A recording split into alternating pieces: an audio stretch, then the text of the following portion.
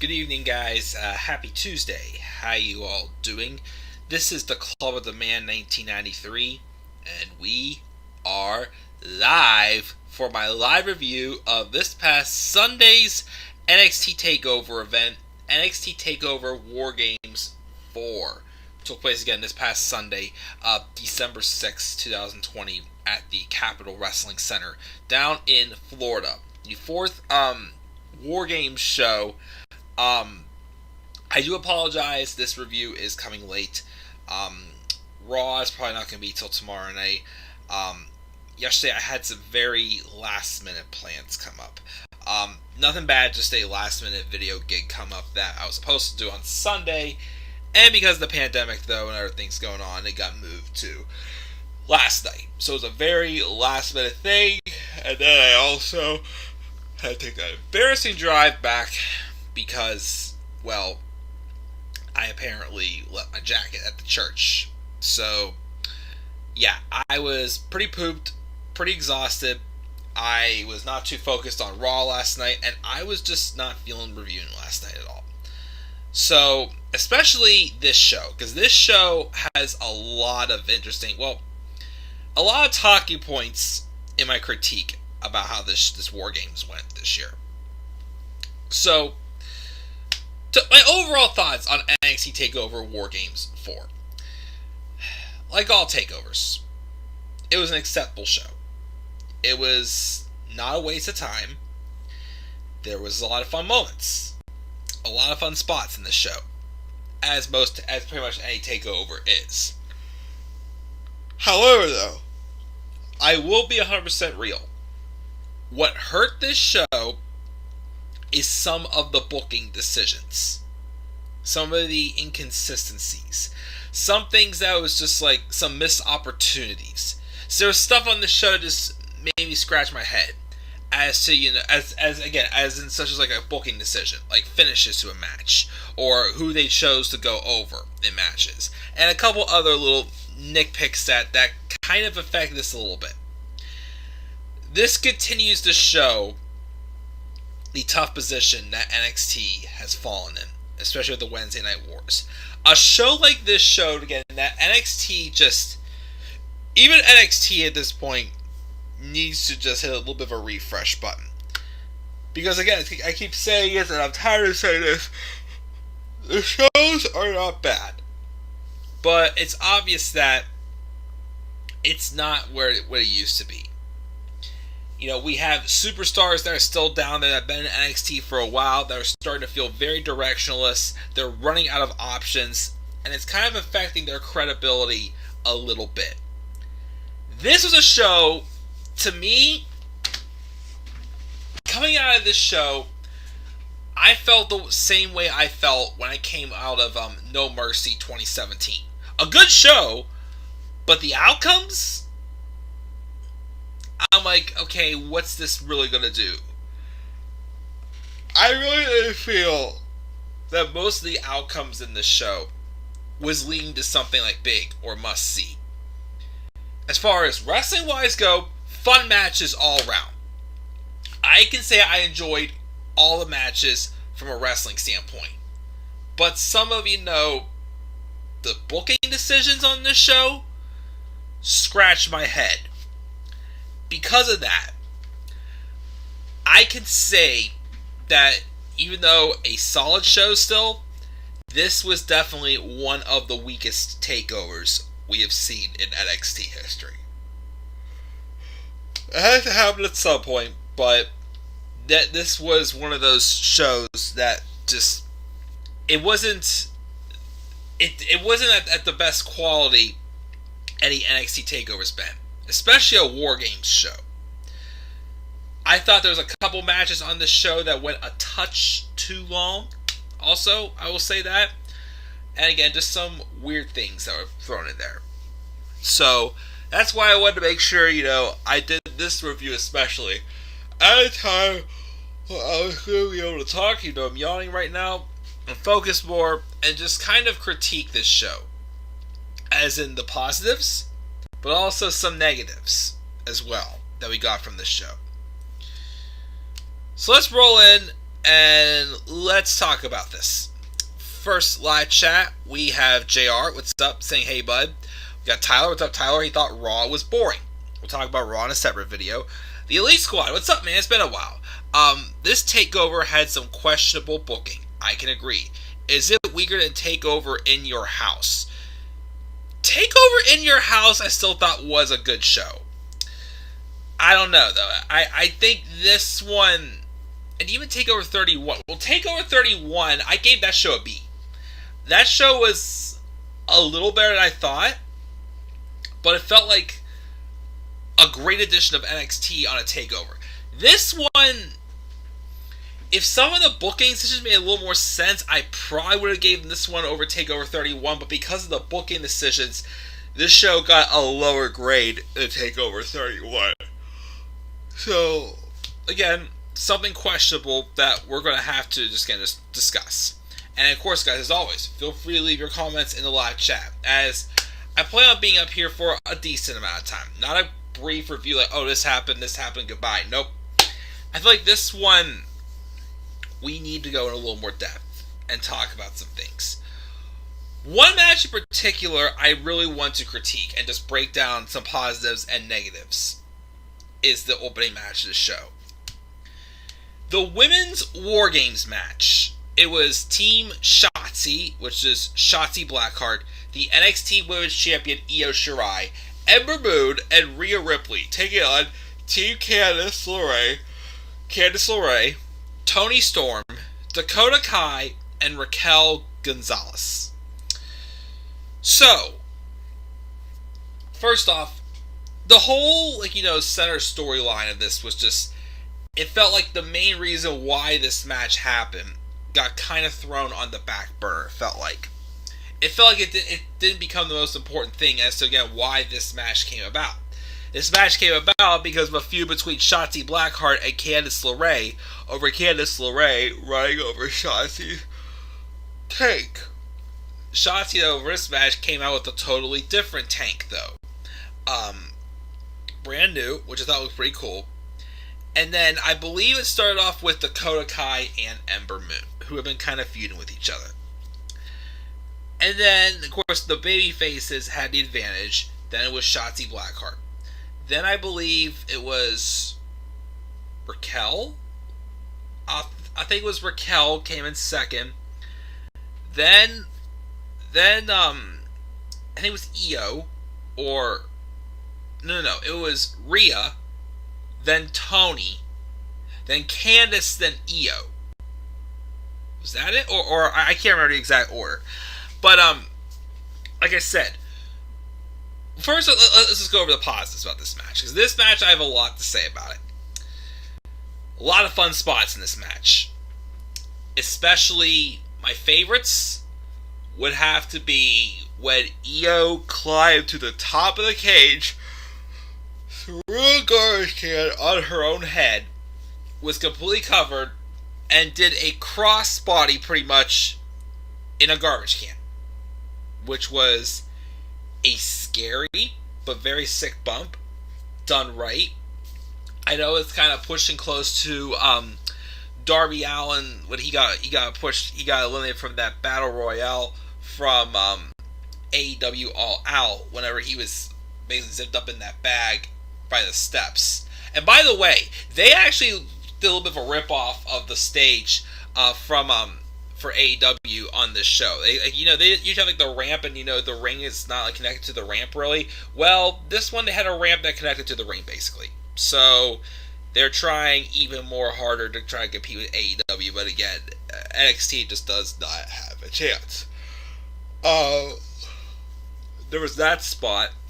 Dakota freaking Kai just continues again to show that she's one of the best at selling in this wrestling business. And the bumps that she took, my goodness. They're one of my favorite spots. Ember Moon does a freaking eclipse. Hits an eclipse on Dakota Kai into chairs. If there was an eclipse that was meant to break Indy Hartwell's neck, or at least injure her neck, I don't know how on earth Dakota Kai survived from that spot right there. There was also a spot where Dakota did like a double foot stomp on Io Shirai, but while Io was inside a garbage can, so it was tough for Io to break out of it. And several other, really good spots. But let's nitpick on this a little bit. So, I know a lot of people, first off, were not happy with the fact that the baby faces had the advantage, which is different. I feel like they only did that route because Candice also had Indy Hartwell coming out to her side as well. You knew Indy Hartwell was getting involved in this match. But again, the main story about why this match took place was not consistent. It went from being about Shotzi Blackheart's tank being run over by Candice LeRae. Now, of course, you have your NXT Women's Champion involved. You got Toni Storm, who did excellent, who just turned heel, and who could have been the one to get the pin. And then there's Dakota and Raquel, and then, Rhea Ripley, obviously in her second year in a War Games match. And keep this in mind, too. Someone pointed this out, and I actually agree with this, because they didn't really write it well. Rhea Ripley was in this match, and her team lost 4-on-4. Remember last year how the women won and why that match last year was a freaking classic and probably my women's match of the year last year? Rhea Ripley won last year's War Games 4-on-2 when Dakota Kai turned heel and she dropped herself out of the match, and she even attacked Tegan Nox so bad that Tegan couldn't even participate in the match last year. So, Rhea was able to overcome all the odds in a 4-on-2 match. Her partner in that match, Candice LeRae, and she was able to beat Shayna Baszler 4-on-2. But here, where it's 4-on-4, they weren't able to win, which, again, is definitely kind of strange. Another thing is, of course, they tried to keep Io out of the match. And I get it to set her up for doing that crazy bump with the trash can on her head. But, first off, yes, I get you're trying to protect the women's champion. But, two, it kind of Io was kind of overshadowed by Shotzi Blackheart in this match. Which, again, to defend Shotzi Blackheart, she's definitely a female Jeff Hardy. But I'm understanding why people aren't behind her. And that's because, again, they've pushed her at a time where there's no audience. They made a big deal out of her immediately with no audience. So, us as viewers really don't know if she's truly getting over. You really don't. And the same is going to go for someone else we're going to talk about later, is that when you don't have those organic crowd reactions, not the piped-in noises for crying out loud, you really don't know for sure if this person is really getting over or not. So Shotzi Blackheart may not be that popular once the fans come back, and though he's going to look at themselves and well, we're pushing her, but so there's that issue, and of course the thing with Rhea.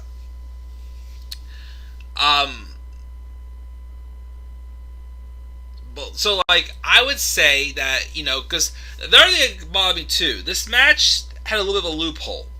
So again, last year when Dakota Kai basically wrote herself and Tegan Nox out of the match, they let them finish the match 4-on-2. Yet, before Io can get in, basically Raquel Gonzalez was holding the door shut, and Io tried to break free of Raquel holding down the lock, and of course, Candice got involved outside the ring and Indy Hartwell as well. So they were trying to prevent Io Shirai from getting inside the cage. Which I get it. She's a champion, supposed to be the best. But like I said before, with Rhea Ripley winning 4-on-2 last year, especially if Candice was number 2 in 4-on-2 last year, she should know what Rhea's capable of, and instead of trying to stop Io from getting inside, stop Rhea from getting inside, if you're following along here. And then the finish. So, I was right with Team Candice winning. I was wrong, though, about who got the winning pinfall. Raquel Gonzalez gets the winning pinfall by hitting Io Shirai through a table. And I'm not sure if I like that. I'll give Raquel Gonzalez this. Is she good? Yes. Is she still improving? Obviously, yes. But for a big woman and getting out, of course, the Nia Jax, mindset, she's pretty good. She's still, shedding off the cobwebs, but she's still an excellent wrestler. However, though, she lost to Rhea Ripley. She lost to Shotzi Blackheart in their advantage match they qualified for last week. So, to me, it's like Raquel hasn't really gotten any big wins. So why is she all of a sudden pinning the NXT Women's Champion and probably going to get a title shot? I still think, and I even predicted this, that it should have been Toni Storm. I think Toni Storm should have been the one to pin Io Shirai instead of Io Shirai versus Toni Storm further down the line for the Women's Championship. Again, fun match wrestling-wise, but storytelling, though, there was some head-scratching moments that kind of hurt this. And I do definitely understand why more long-term hardcore wrestling fans, unlike me, may not quite realize that, if you know what I mean. But that's my thoughts on that women's War Games match. Again, I had a lot to talk about, but that's just my honest thoughts. It was a solid wrestling match, but storytelling was, again, it was odd. So that's how we started off the show. The second match was the match between Tommaso Ciampa and Timothy Thatcher. A good match, went on a tad too long, though. And also, this was a pretty brutal, hard-hitting match. You have, a submission technician in Timothy Thatcher taking on the guy who's like king of mindsets in Tommaso Ciampa. Now, the thing is, though, again, Timothy Thatcher, love his gimmick.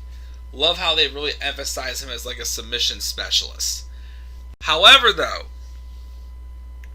Ciampa came across with the win here. And I'm sorry, but at this point, especially because they also teased a trailer for Killian Cross coming back, my thing, though, is what else does Tommaso Ciampa, or even Johnny Gargano also to say as well, have left to do in NXT? Because him winning here against Thatcher did nothing much, really. I mean, I don't see him challenging Finn for the NXT Championship anytime soon. But, yeah, it was a very strange to see Ciampa get the victory. But again, I thought Thatcher looked good. But, again, he needs to definitely get some wins going for him, for sure. As I do agree. So, yeah, it's match number 2. Again, a good match. Wrong person won, though, I feel. So let's talk about the weakest match on this card. Dexter Loomis versus Cameron Grimes in a strap match. Look, this was probably the weakest part of the show. And it was this duet these guys did. Or something. I can't remember. I'm falling asleep. I'm getting tired. But basically, it was a strap match. And this match went on too long. You had Loomis and Grimes beat down each other for a good 5-10 minutes before they actually rang the bell and started the match. And it was just pretty lopsided. It was just nothing new we've really seen. It was a feud to me that just really ran its course. There was no need to do a takeover match involving a strap match because it just really did not do much different at all. And I'm also starting to believe that Dexter Loomis is falling under that same spell that Shotzi Blackheart did. Good, but again, it's hard to be able to tell how the audience is really reacting to you if there really is no audience. So Dexter Loomis gets the win here, and just yeehaw and go to the moon, Cameron Grimes. You're free of Tommaso Ciampa. Let's check the live chat real quick before I continue on. AJ and Drew in a TLC match will still seal the show. NXT has no chance to compete with AEW, that's for sure. And he never liked strap matches. They're better than compared to, what's it called? Stuff on the pole, in my opinion, but that's whatever. So, probably weakest match of the show, Dexter Loomis and Cameron Grimes. Match number 4, is this triple threat match for the NXT North American Championship: Leon Ruff, Damian Priest, and Johnny Gargano. This had some goods. It had some bads. So basically, just some minor things that stuff that would kind of bother me. For example, Ghostface. Why was there like 5 to 10 ghost faces in the ring? Again, that's a main roster retribution move. You should not be just throwing random people on TV just for the hell of it and just dress them all up in like scream masks when it's doing nothing for anyone. Except, of course, Austin Theory. Apparently, Austin Theory was the main ghost face, which again is just enough the ghost faces, please. The match was still good. I wouldn't say it was great, but I still thought it was good. Again, this whole idea with Leon Ruff, thinking he's on top and whatnot, and then Johnny just comes back and takes the title off of him. It's just whatever. Again, like I said, Johnny just really needs some type of championship reign or something to set his heel persona in motion even more. So, there was a spot in the match, of course, where Damian Priest is still kind of being cool with Leon Ruff, but finally Priest snapped and he hit Ruff with the Razor's Edge through the plexiglass, but like 5 minutes later he came back, which was okay, strange. But yeah, it sounds like so Johnny Gargano wins. He's now a 3-time NXT North American champion. Just give him a long reign. If not, then I'm just gonna quit on even thinking about Johnny Gargano even being a long-term champion and whatever. So that was that match, and then we have the main event. It was this War Games match, Undisputed Era versus Pat McAfee's team of himself, Pete Dunne, Oney Lorcan, and Danny Burch. Excellent match. Just fun, straight up, top to bottom of a match. Again, Pat McAfee just continues to impress big time. His moonsaults are just things of beauties. Whenever he falls, he just falls so gracefully, has great form and such.